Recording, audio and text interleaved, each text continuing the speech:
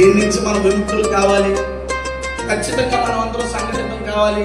ఈ విజయనగర వేదికలో తప్పకుండా దేవుడు దళిత క్రైస్తవ విప్లవానికి విజయాలు ఇవ్వబోతున్నాడు.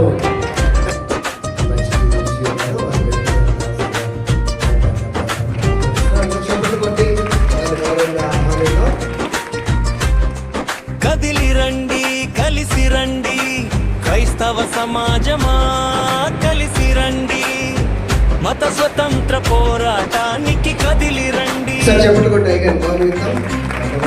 ఆది శాసనం రాజ్యాంగం హృదయ